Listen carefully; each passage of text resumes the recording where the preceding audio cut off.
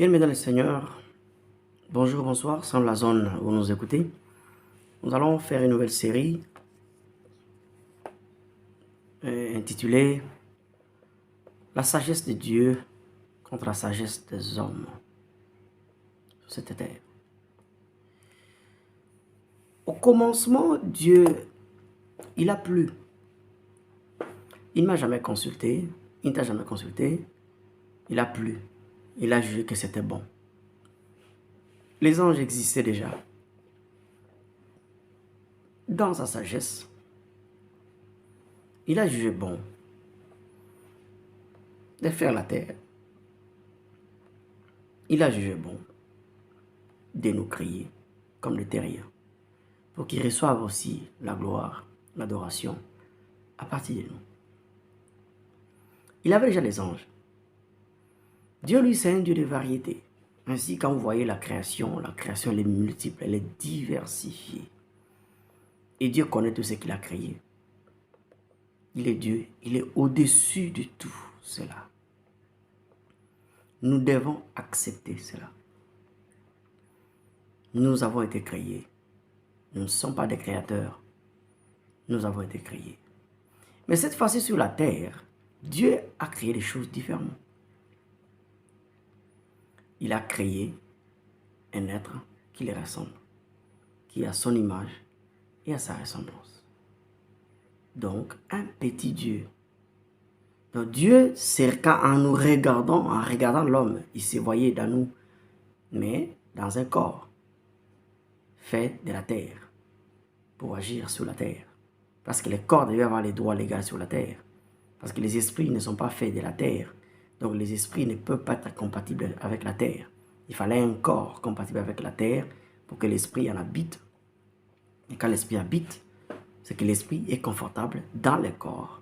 Et c'est le corps qui agit directement avec la terre. Mais le corps est compatible à la terre. Ce qui fait que les allergies aux choses de la terre, ce n'est pas la volonté de Dieu. Parce que la terre et le corps ont la même matière. C'est fait de la même matière. Et Dieu vit que cela était bon. Dieu n'a pas créé pour le diable. Non, Dieu a créé pour lui-même, pour son plaisir. Il a plu. Et tout le monde doit se réjouir de ça. Il n'y a pas de guerre par rapport à ça. Il a plu. Et Dieu gère l'univers par ses lois. Et par ses lois, ses préceptes, ses décrets, ses ordonnances, pour maintenir l'univers en équilibre, pour que les choses marchent. Sinon, si Dieu ne crée pas des lois, des principes directeurs de tout ce qu'il a créé, il sera obligé d'être là. Je ne dis pas que Dieu dort, mais je veux parler comme un humain. Sinon, si Dieu ne faisait pas ça, alors Dieu n'allait pas se reposer. Il n'allait pas dormir, même s'il ne dort pas. C'est une façon de parler. Dieu n'allait pas se reposer. Il n'allait pas se reposer du tout. Il devait être chaque jour en train de surveiller. C'est-à-dire qu'il a créé des choses, il a créé des lois qui gouvernent ces choses indépendamment de lui. Et ces lois fonctionnent, ces lois sont vivantes. Et quand vous connaissez les lois de la nature, les lois spirituelles, parfois vous n'avez pas besoin de Dieu. Vous avez seulement besoin de connaître la loi. C'est pour ça que quand Dieu dit, mon peuple périt par manque de connaissances, c'est qu'il y a des choses qui ne sont que les résultats des lois. Ça n'a rien à voir avec Dieu. J'ai toujours donné l'exemple. Si tu entres en intimité avec une femme pendant l'ovulation, je t'assure, elle tombera enceinte. Il y a la plus grande chance que ces femmes tombent enceintes. Pourquoi? Il y a une loi du corps qui fonctionne. Qu'à une certaine période, chaque mois, la femme a la possibilité de tomber enceinte. C'est une loi. Ce n'est pas Dieu qui parle de ça aujourd'hui. Ce n'est pas quand toi tu vas exercer cette loi que ça va s'appliquer. Ce n'est pas toi qui l'as activée. Cette loi fonctionne jusqu'à un certain âge. La femme sera fertile. Ça n'a rien à voir avec les diables. Mais là, quand cette loi ne fonctionne pas, là, on doit chercher les raisons. Quand la nature ne fonctionne pas normalement par rapport aux lois établies, alors il faut une intervention, soit naturelle pour corriger, soit supernaturelle. Ainsi, la nature peut être bloquée par un dysfonctionnement naturel qu'il faut corriger, qu'il faut débloquer, ou la nature peut être bloquée par l'intervention supernaturelle du côté de Dieu ou du côté des hommes. Il faut alors agir des deux côtés. Si c'est du côté du diable, il faut chercher la raison pour laquelle le diable a réussi à bloquer la nature qui fonctionnerait dans toi. Si c'est du côté de Dieu, il faut aller chez Dieu pour savoir pourquoi Dieu a bloqué, pourquoi Dieu ne permet pas. Et en connaissant la cause, en arrangeant les deux côtés, les diables, en le privant du droit qui lui a donné le pouvoir d'avoir accès à la nature, et alors, le diable sera battu.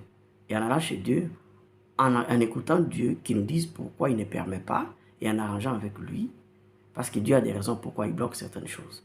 Ça peut être, c'est prématuré. Il va te dire, c'est prématuré, je ne libère pas. Tu es calme, tu patientes. Et si tu mets la pression, tu es impatient. Alors, il peut te dire non, parce que je ne veux pas 1, 2, 3, 4. Tu arranges. En fait, tu dois arranger avec les esprits. Ça veut dire, il y a l'esprit du côté de Dieu, l'esprit de Dieu, et les esprits du côté des démons. Comment les gérer? Là, on les gère de deux manières. Pour les chrétiens, nous l'attaquons, nous les privons de ses droits qu'il réclame, parce qu'il y a des réclamations, et on débloque le problème. La nature reprend sa course normale. Elle fonctionne. Ou bien, pour ceux qui ne sont pas des dieux, ils vont apaiser les esprits, ils vont leur donner des sacrifices, et les esprits seront apaisés. Et alors, ils auront aussi accès.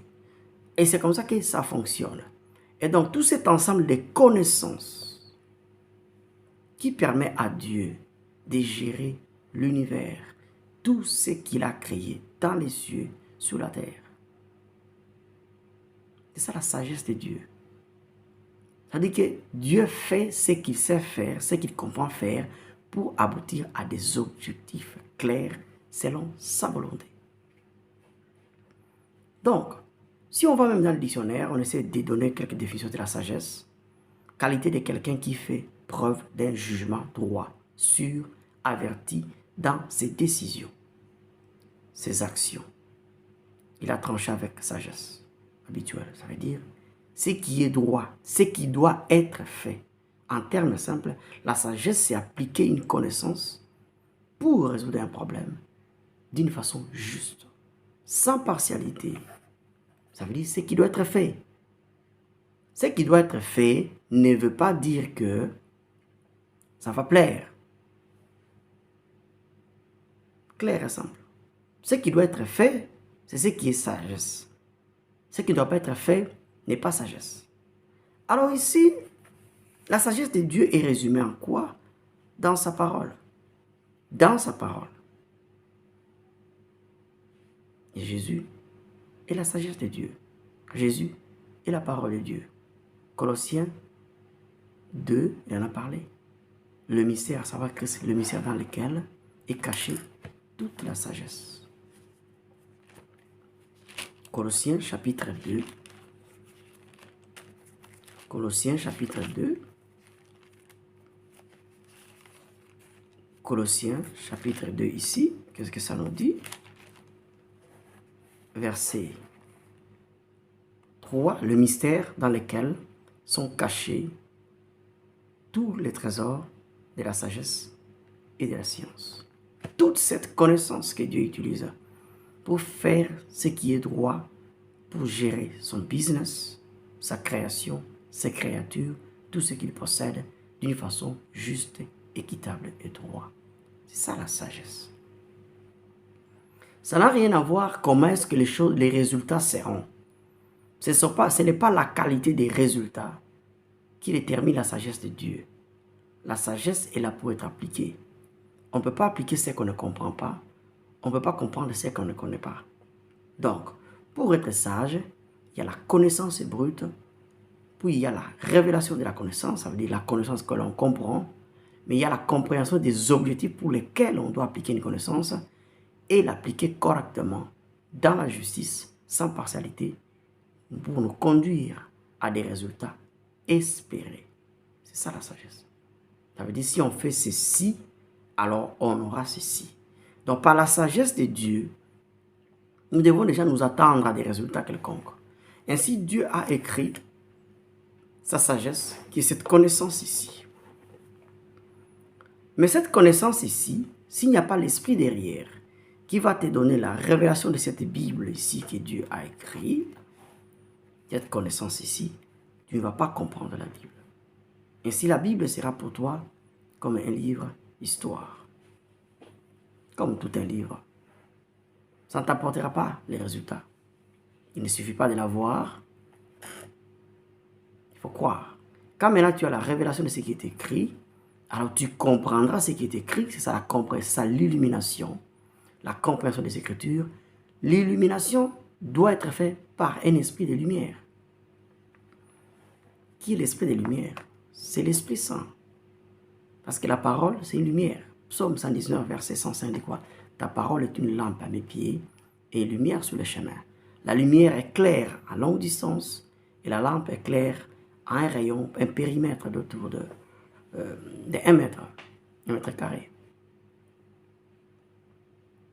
Une surface de 1 mètre carré.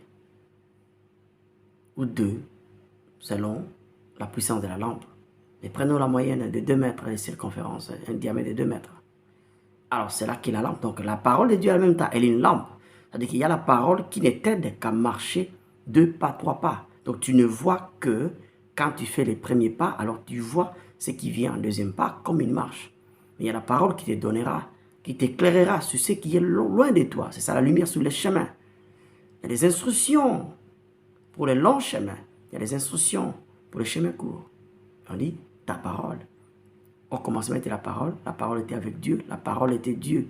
Cette parole était une lumière qui éclaire. Donc l'illumination vient parce que les paroles dont je vous parle sont esprit. C'est dans Jean 6. Sont esprit. Et donc il y a l'esprit derrière la parole. C'est cet esprit des révélations, les révélateurs, qui te donne l'illumination. Et alors tu as la compréhension. Et là tu dis, oh je vois. Tu vois, ça veut dire tu comprends. Et quand tu comprends, tu as maintenant la connaissance qui n'était pas compris, qui était voilée. La révélation vient dévoiler les secrets, le mystère caché. Et maintenant, quand tu comprends, tu dois maintenant appliquer d'une façon appropriée. L'application implique ton obéissance à faire. Et là, il faut associer la foi. Tu crois à ce que tu as compris. Tu l'appliques exactement tel que ça a été dit et compris. Tu auras alors les résultats. C'est ça la sagesse. Donc, la sagesse, c'est l'application de la connaissance qu'on a compris. On l'a comprise. Et donc, quand on ne comprend pas la connaissance qu'on a acquise, on n'est pas sage. On va mal l'appliquer. Et c'est ça le manque de sagesse. C'est mal appliquer une connaissance, soit qu'on a comprise, mais qu'on décide volontairement d'appliquer autrement. Ça, c'est la perversion, c'est pervertir la parole de Dieu. Et ça, c'est la spécialité du diable. Il est pervers, ça veut dire il prend la vérité et il l'applique à sa guise, selon ses objectifs. C'est ça la perversion. La perversion ne change rien. C'est comme s'accoupler dans les mariages et après les mariages. Ça ne change rien sur la fécondation. Dans les conditions normales de pression et de température, celle qui a conçu avant le mariage et celle qui conçoit dans le mariage seront toutes enceintes. Elles vont accoucher les enfants. Je dis bien dans les conditions normales. Mais l'un aura conçu dans les péchés et l'autre aura conçu dans les conditions normales, légales de Dieu. Parce que Dieu est contre la fornication. Dieu est pour l'abstinence. 1 Thessaloniciens, chapitre 4, versets 3 à 8. C'est la volonté de Dieu. Et donc, quand maintenant on le fait contrairement, on a les mêmes résultats, mais par les moyens différents. L'un par un moyen frauduleux, qui n'engendre pas la bénédiction de Dieu, l'autre par un moyen honnête, qui est avec la bénédiction de Dieu. Et ça change tout. J'ai enseigné sur la série, sur le chemin de la vie. Ça change tout. Ça change tout. Si Dieu t'a averti qu'il faut avoir un enfant, 1, 2, 3, 4, qui t'amène donnera un enfant, Dieu doit être impliqué. Si Dieu te promet un enfant, c'est que Dieu, tu retrouveras les pères de cet enfant, alors Dieu sera impliqué. Tu as un appel et Dieu t'a déjà dit, je voudrais que tu aies 1, 2, 3, que tu auras tel enfant, mais je t'assure, ce n'est pas tout le monde qui sera les pères de cet enfant. Et donc, il faut aussi concevoir cet enfant dans les conditions normales que Dieu voudrait. Mais si tu violes, tu peux ne pas avoir cet enfant-là. Tu auras un autre enfant, mais pas cet enfant-là. Qu'est-ce que les gens font? Ils ont perverti la parole de Dieu. Ils vont maintenant chez Dieu en passant par les biais de la miséricorde de Dieu, l'apport de la miséricorde, sachant que Dieu va pardonner et réclamer la même récompense. Ça, c'est la fraude. Et c'est la corruption. Et un de nos patriarches a tenté cela. Ça, ce n'est pas la sagesse. Ça, ce n'est... Abraham a tenté. Abraham a présenté à Dieu Ismaël. Qu'Ismaël vive. Abraham, notre père, en a parlé. Parce que parfois on enseigne que Oui, il est père de la foi. On n'est pas jaloux par rapport à ça. Mais Abraham a gaffé suffisamment. Il a gaffé suffisamment. Abraham a gaffé suffisamment. Abraham a proposé à Dieu. Il a proposé à Dieu qu'Ismaël vive. Abraham a dit qu'Ismaël vive. C'était un problème. Agar était venue. Agar n'était pas dans les plans de Dieu. Agar est venue parce qu'il y a eu un conflit. La promesse de Dieu a traîné. Et quand Agar est venue, Abraham n'a pas prié. Abraham avait la promesse. Mais à un moment, qu'est-ce qu'il a fait? Genèse 17. Alors, verset 17. Abraham tomba sur sa face. Ok, je commence par verset 15. Dieu dit à Abraham, tu ne donneras plus à Sarah, ta femme, le nom de Sarai, mais son nom sera Sarah. Dieu est en train de changer leur nom. Je les bénirai, je te donnerai d'elle un fils. Et ici, Ismaël est déjà né. Et Dieu est en train de parler comme si Ismaël n'existait pas. Parce que Dieu n'a jamais promis Ismaël. Ismaël est venu par la volonté d'Abraham et de Sarah. C'est pour vous dire que quand Dieu donne le pouvoir, Dieu ne va pas... Hein, il y a des choses qui ne peuvent pas se repentir. C'est comme ça qu'il est. Et tu peux utiliser ça à ton compte, à ta guise. Mais qu'est-ce que les humains font? Ils veulent corrompre Dieu. C'est-à-dire forcer Dieu à mettre les Ismaël dans son plan. Et ça, ce n'est pas la sagesse de Dieu. Dieu ne fait pas des choses comme les humains. Parce que Dieu n'est pas corrompu. Dieu n'est pas corrompu. Et beaucoup l'ont fait. Après, ils ont été déçus par Dieu. Parce qu'ils ont pris Ismaël dans n'importe quel domaine quelconque de la vie pour faire d'eux des Isaac en les habillant. Abraham a circoncis. Quand on lui a donné l'instruction de la circoncision, qu'est-ce qu'il a fait? Il a circoncis tout le monde. Il a circoncis tout le monde. Alors, Abraham tomba sur sa face. Il rit et dit en son cœur, naîtrait-il un fils à un homme de 100 ans? Donc Abraham n'était plus capable. Sa fonction masculine, sa virilité, il était certainement un impuissant sexuel ici. Parce qu'il dit, est-il possible? Donc, si Abraham a dit que ce n'était plus possible, c'est que la fonction érectile ne fonctionnait plus, ne marchait plus. Sarah était atrophique. Donc, c'était difficile qu'ils aient, à cet âge, une intimité sexuelle. Et Dieu est en train de lui dire que c'est possible. Physiquement, ils ne sont plus capables. Et Abraham s'exclame, il rit, naîtrait-il un fils à un homme de 100 ans? Et Sarah, âgée de 90 ans, enfantera-t-elle, ménopausée, muscles atrophiés, plus forte. C'est difficile parce qu'elle a accouché. À ce temps-là-bas, il n'avait pas la césarienne. Donc, Sarah devait être forte pour accoucher. Donc, il y a des choses que Dieu devait restaurer physiquement. Vous comprenez pourquoi Dieu nous guérit. Quand nous sommes faibles, c'est pour que nous puissions accomplir sa volonté. Pas pour que nous puissions faire ce que nous voulons. Et Abraham dit à Dieu, oh, qu'Ismaël vive devant ta face. Ah, mais est-ce que Dieu a dit ici qu'il va tuer Ismaël? Dieu n'a même pas mentionné Ismaël. Dieu est en train de parler de ce qu'il avait promis. Dieu, dès le départ, dès chez eux, Dieu n'avait fait que promettre l'enfant. Mais Abraham avait déjà son Ismaël et il présente maintenant à Dieu qu'Ismaël vivait devant ta face. La corruption. Donc Abraham ne faisait plus ce qui était droit.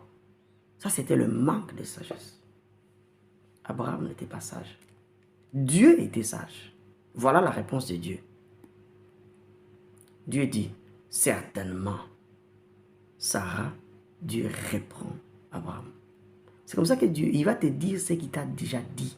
Tu peux aller chez Dieu 100 fois, il te dira ce qu'il t'a déjà dit. Et si tu veux une instruction contraire, c'est que tu viendras, ça ne viendra pas de toi, de lui. Soit si ça vient de lui, c'est une volonté permissive. Et tu ne vas jamais te réjouir dans la volonté permissive. Parce que Dieu ne peut pas se glorifier dans la volonté permissive.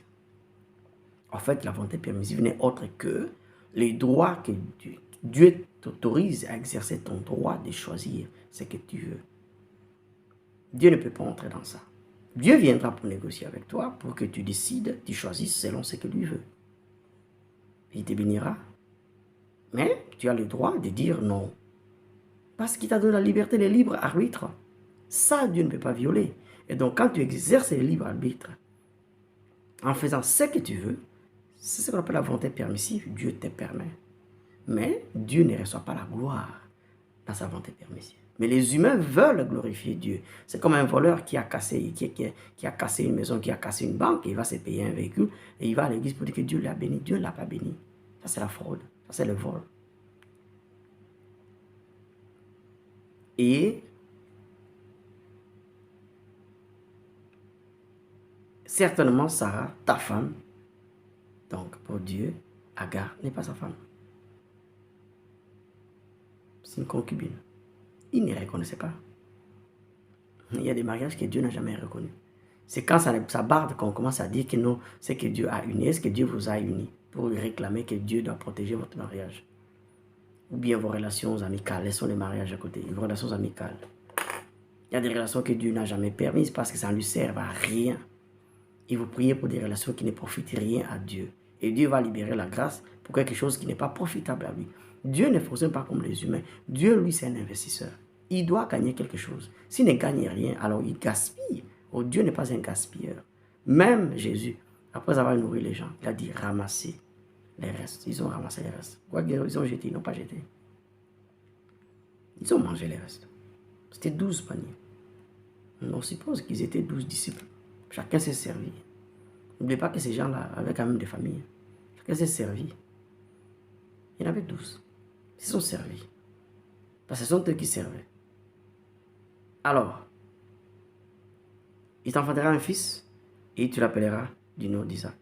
J'établirai mon alliance avec lui comme une alliance perpétuelle pour sa postérité après lui. À l'égard d'Ismaël. Maintenant, Dieu d'abord dit, ok, devant ma face, non, Ismaël ne viendra pas devant ma face. Je ne prendrai pas Ismaël, je ne ferai pas d'Ismaël un enfant de la promesse parce que je ne l'ai jamais promis. On ne promet pas quelqu'un qui existe, on promet quelqu'un avant qu'il n'existe. À l'égard d'Ismaël, j'étais exaucé. Il a dit, moi je ne vais pas les tuer.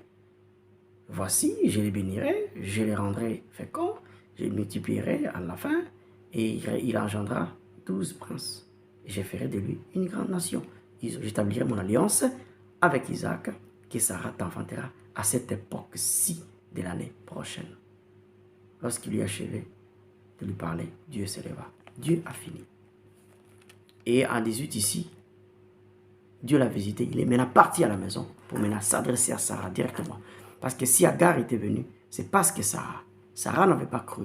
Il a mal conseillé son mari qui était mature spirituellement. Qu'est-ce qu'il a fait? Lui aussi était dans le coup. Exactement. Il n'a pas prié, il n'a pas levé la table pour dire Seigneur, je vais d'abord te demander. Nous le faisons souvent. Alors, donc ici, Dieu avait fait ce qui était droit. Même si ça a blessé Abraham. Dieu a fait ce qui était droit.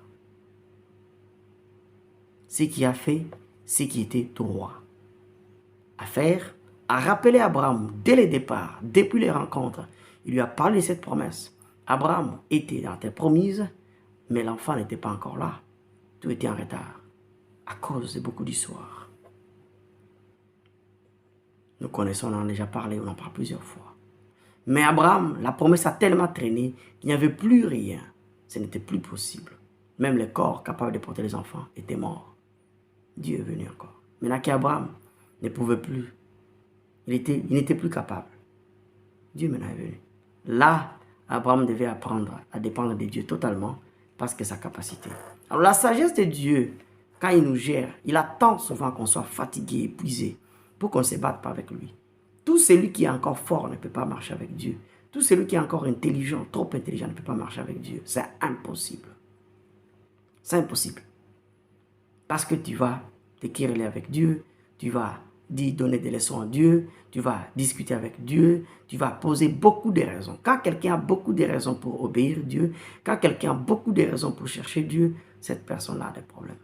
C'est qu'il n'est pas encore fatigué. Il est encore fort. Dieu va l'attendre. C'est ça la sagesse de Dieu. Il attendra. Ça prendra le temps que ça prendra jusqu'à ce que tu seras fatigué. Là où tu seras qualifié pour la grâce. La grâce appartient à ceux qui sont chargés. Venez à moi, vous tous qui êtes fatigués. Je vous donnerai le repos. La grâce, la sagesse de Dieu nous dit que la grâce donnée, elle a pour donner le repos. Repos à qui? À ceux qui sont fatigués. De quoi? De leurs propres efforts. Pour ceux qui sont trop intelligents, ils n'ont pas besoin de la grâce. C'est pour cela que même les dons du Saint-Esprit ne sont pas pour ceux qui connaissent déjà tout. Qui déjà par leur intelligence, ils sont capables. Ils sont capables. Et nous savons les dégâts. Alors, c'est ça par rapport à cette définition. Donc, n'est sage que celui qui fait ce qui doit être fait pour atteindre les objectifs corrects en fonction du plan de Dieu. Par conséquent, quand tu ne connais pas les plans de Dieu sur ta vie, tu vas me dire que tu vas l'accomplir avec sagesse des hommes. C'est ça que les hommes ont toujours tenté. Et c'est ça la bagarre. C'est comme ça que la sagesse de Dieu dit que Jésus est le chemin, la vérité et la vie. Qu'est-ce que les hommes disent? Les hommes contournent. Ils disent non, tout chemin mène à Rome. Ça, c'est la sagesse des hommes. Tout chemin mène à Rome.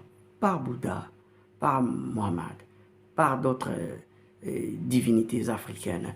Tout cela, nos ancêtres, ils conduisent à Dieu. Ils sont avec Dieu. Mais personne de tout cela n'a payé le prix de la rédemption. Voilà la sagesse des hommes. L'homme, se reconnaissant même pécheur, tout en étant dans d'autres confessions, il oublie que le péché devait être puni et il devait y avoir un sacrifice de substitution. Malheureusement. Mais il dit quand même à partir de Bouddha, à partir de ceci, à partir de ceci. Et c'est ça le piège du diable. La perversion. Et j'en ai donné des exemples. Et ça existe beaucoup, beaucoup, beaucoup, beaucoup. Alors, comme vous comprenez, comme nous comprenons la sagesse, c'est quoi? C'est pour cela que quand tu ne connais pas la parole de Dieu, tu ne peux pas prétendre avoir la sagesse. Parce que c'est la parole de Dieu qui renferme tout ce qu'il te faut. Tout ce qu'il te faut, c'est écrit. 2 Pierre chapitre 1 nous dit ceci. 2 Pierre chapitre 1 verset 3. Comme sa divine puissance nous a donné tout ce qui contribue à la vie et à la piété au moyen de la connaissance de celui qui nous a appelés par sa propre gloire et par sa vertu. Tout ce qu'il nous faut, tout ce qui contribue à la vie, Dieu nous a déjà donné. Au moyen de quoi? De la connaissance. Mais en verset, on te dit que la grâce et la paix vous soient multipliées par la connaissance de Dieu et de Jésus, notre Seigneur. Il faut connaître la personne de Dieu. Il faut connaître la personne de Jésus. Et ainsi, la grâce et la paix te seront multipliées.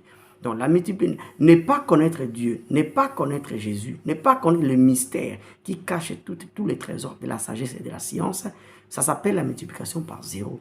C'est zéro, il n'y a rien. Et tu périras.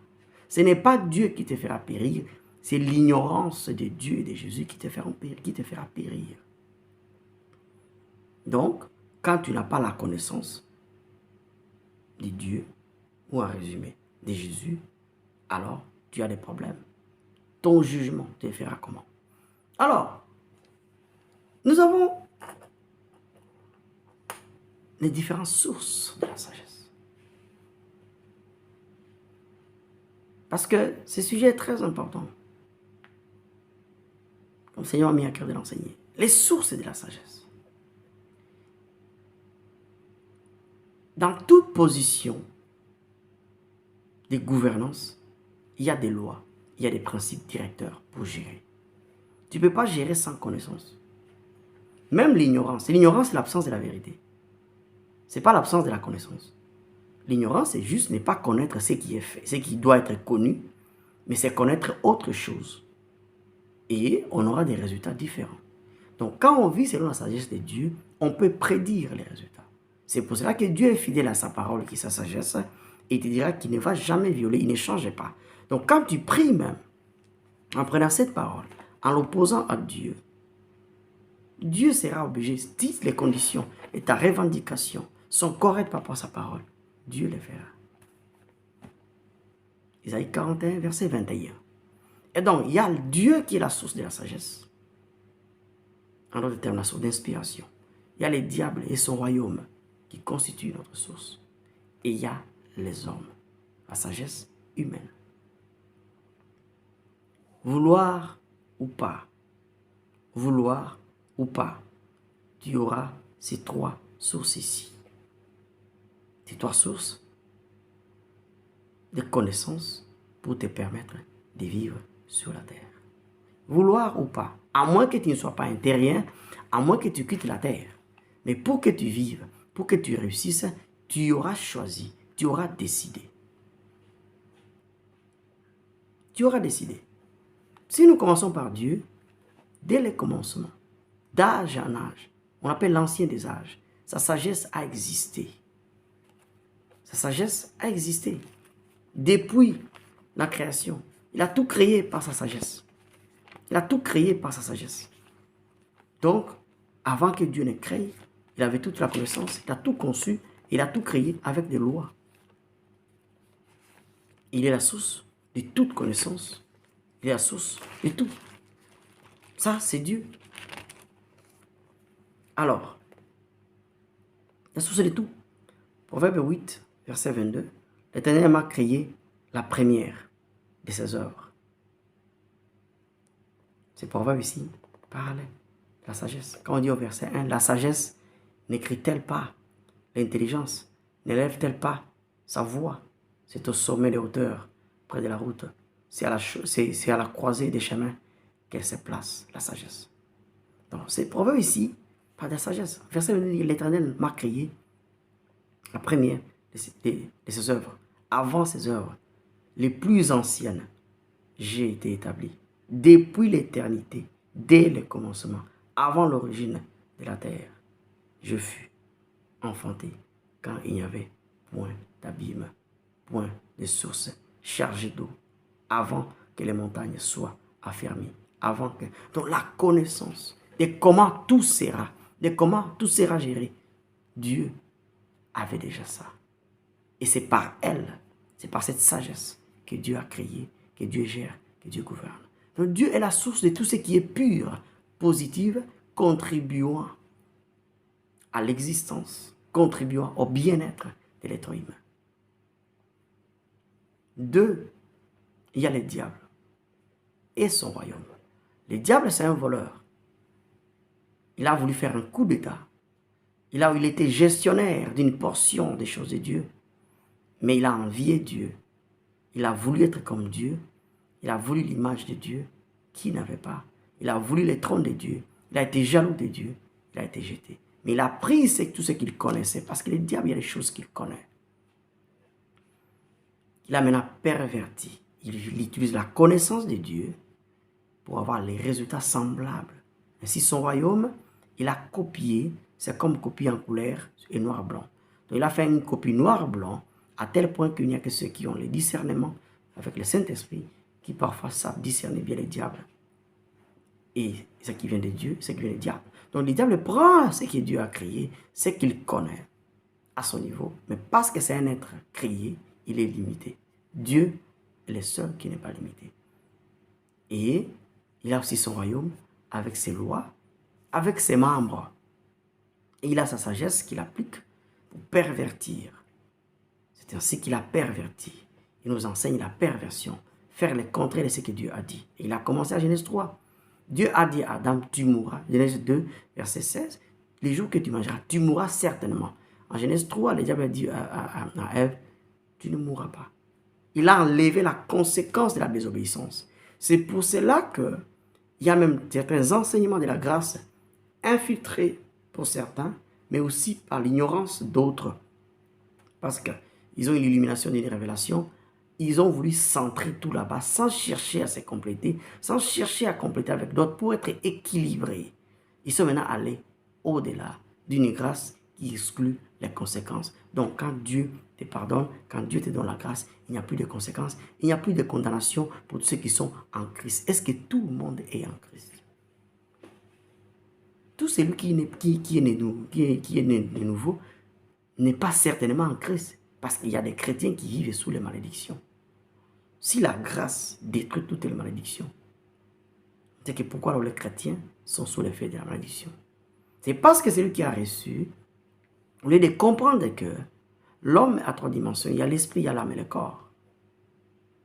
Et que, oui, être né de nouveau, il y a quelque chose qui change.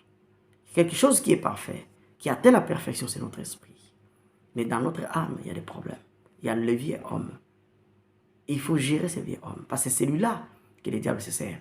Avec ses imperfections. C'est celui-là qui est la femme du diable. J'en ai déjà parlé. Non. On oublie.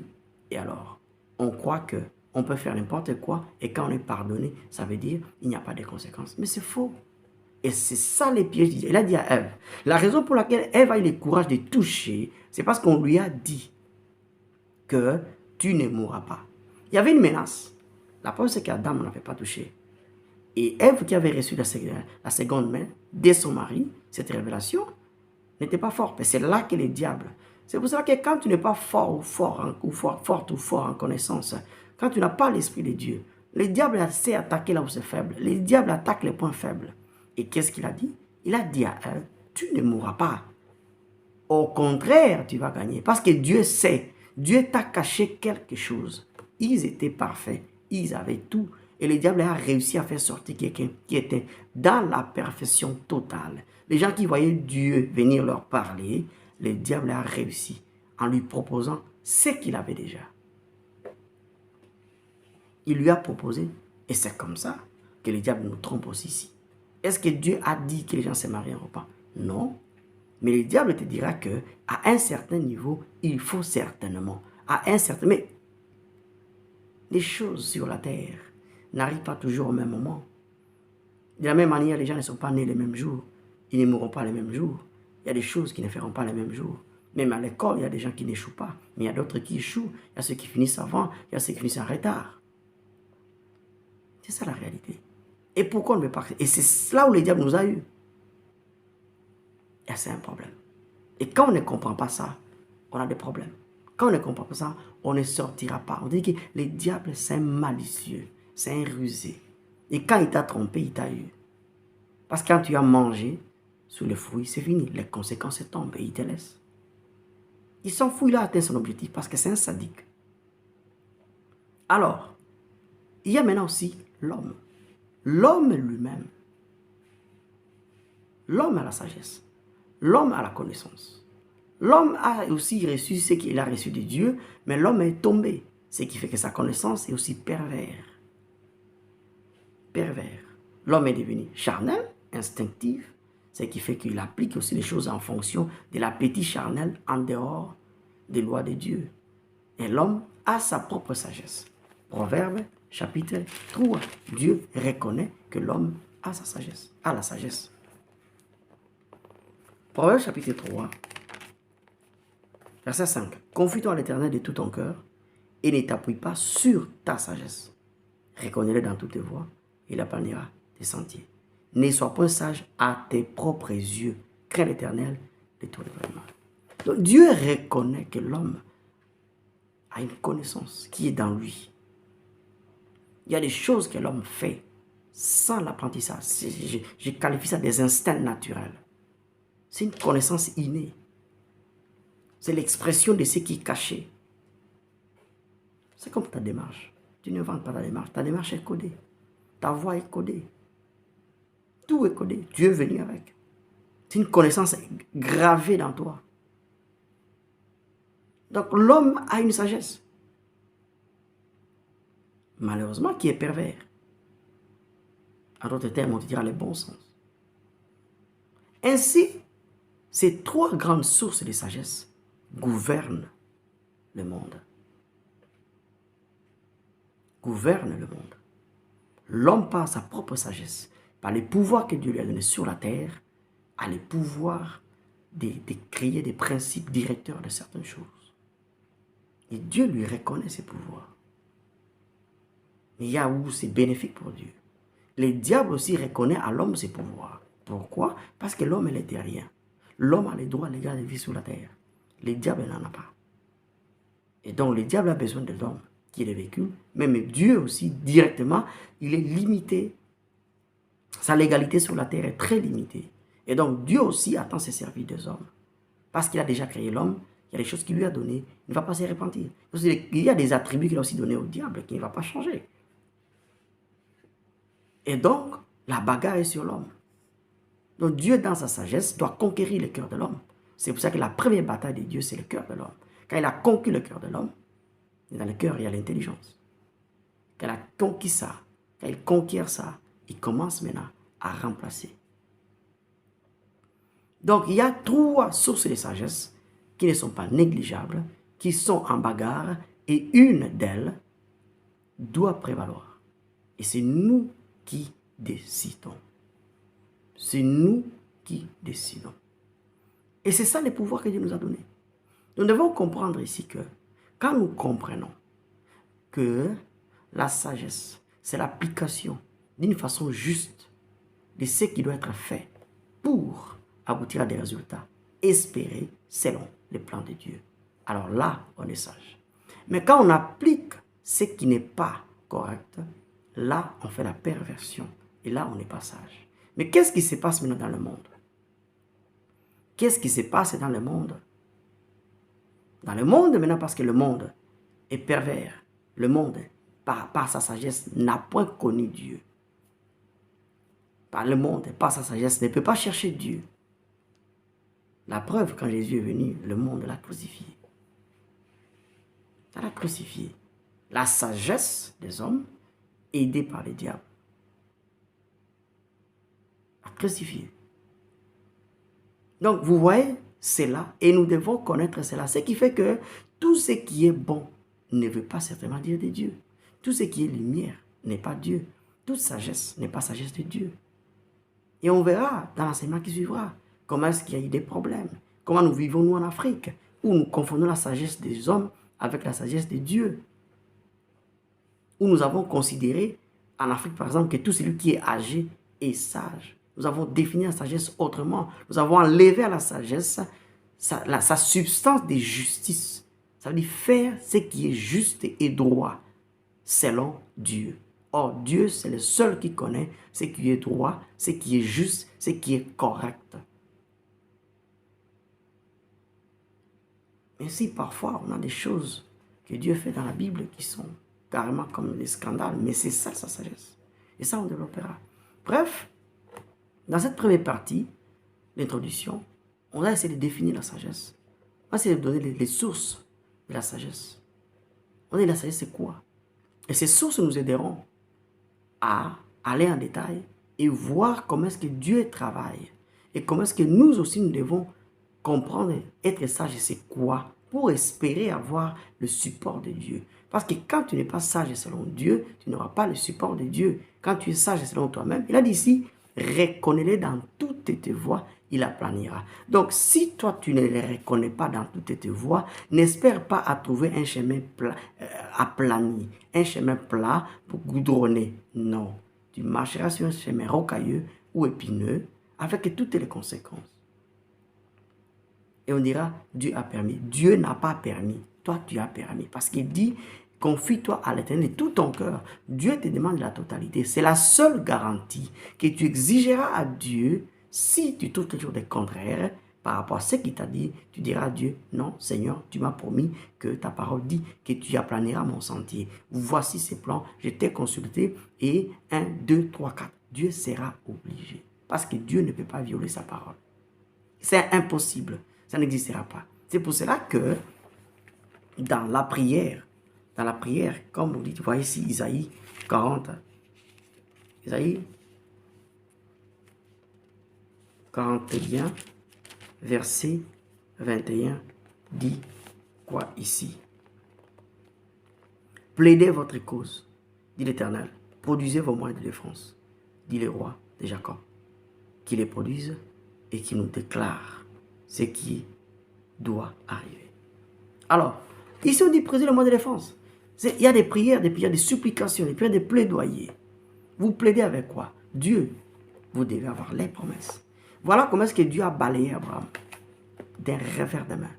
Abraham a amené Ismaël. Dieu est venu pour son business. Et Abraham lui a amené Ismaël. Abraham s'est regardé qu'il était. Mais s'il y a eu retard de cette promesse, qui était la cause? Ce n'est pas Dieu, c'était Abraham, par sa désobéissance. Il a obéi partiellement. Donc sachez qu'une obéissance partielle va retarder la promesse de Dieu. Une obéissance totale va faire à ce que la promesse de Dieu arrive à temps. arrive à temps. Tu ne vas pas l'accélérer. Ça arrivera à temps. Quand ça arrive, c'est que c'est le temps. Quand c'est accéléré, c'est que c'est prématurément, c'est qu'il y aura des problèmes parce que tu ne seras pas prêt. Et quand tu suis les processus de Dieu par rapport à la préparation, les choses de Dieu arriveront à leur temps. Dieu sera à temps.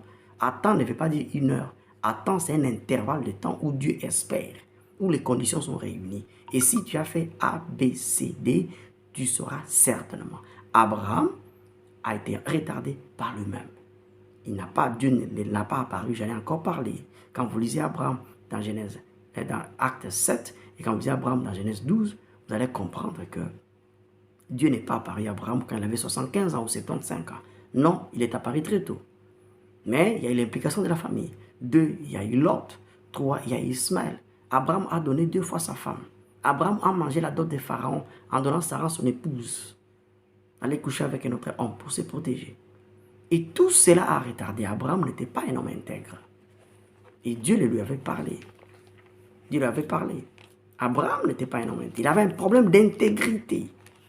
Il avait un problème d'intégrité. Et donc, Dieu ne pouvait pas seulement lui donner une grande promesse comme ça, sans qu'il ne travaille. Sans qu'il ne travaille. Alors, clair et simple. Malheureusement, on ne comprend pas ça. On ne comprend pas ça. Quand on voit ici, et Dieu lui a parlé quelque part ici. Et donc, on doit comprendre que Abraham n'était pas intègre. Et parce qu'il n'était pas intègre, ça a retardé la promesse de Dieu. Et donc, Dieu devait attendre. Et il a attendu. Et il a attendu jusqu'au temps où Abraham était dans les conditions. Mais son corps avait vieilli. Son corps avait vieilli. Et quand son corps a vieilli, Abraham était dans l'incapacité. Abraham ne pouvait plus. Abraham a maintenant plaidé. Il a proposé à Dieu un deal. Il a proposé à Dieu un marché. Genèse 17, verset 1. Lorsque Abraham fut âgé de 99 ans, voyez ici, quand Agar, l'histoire d'Ismaël vient ici, Genèse 16, verset 16, Abraham était âgé de 86 ans lorsqu'Agar enfanta. Donc ici, Dieu lui apparaît encore 13 ans plus tard. Il avait 99 ans. Donc 13 ans ici, il n'y a rien. Dieu est calme. Dieu est calme. Il y a 13 ans d'intervalle. Donc Ismaël était âgé puisque Isaac de 13 ans. Genèse 16, verset 16, Genèse 17, verset 1. Et lorsqu'Abraham fut âgé de 99 ans, l'Éternel apparut à Abraham et lui dit, je suis le Dieu tout-puissant, marche devant ma face et sois intègre. Abraham n'était pas intègre. Abraham partait de gaffe en gaffe. De gaffe en gaffe. Et maintenant, quand le corps vieillissait, le corps a un programme pour aller à la fin, à la mort. C'est ça la progression. Maintenant, il lui a proposé un deal. Voilà ce que souvent le diable fait. Voilà ce que souvent nous faisons. Et ça, c'est la sagesse? Non. Donc, nous avons essayé de voir que dans cette première partie, nous devons faire attention. Et nous devons prier le Seigneur pour ne pas tomber dans ces pièges, pour ne pas être victime de se retrouver dans des conditions où on commence à présenter à Dieu ce qu'il ne va pas accepter. Il y a des choses que Dieu n'acceptera pas. Vous pouvez prier, vous pouvez donner des offrandes, vous pouvez même... Dieu n'acceptera pas. Pourquoi? Parce que Dieu ne peut pas compromettre. C'est pour ça qu'il est très important de connaître la sagesse de Dieu. C'est quoi? Être avec le Saint-Esprit pour que tu connaisses ce qu'il faut faire dans la justice de Dieu et espérer les résultats. En faisant cela, on peut prédire les résultats quand on obéit Dieu. Que Dieu vous bénisse.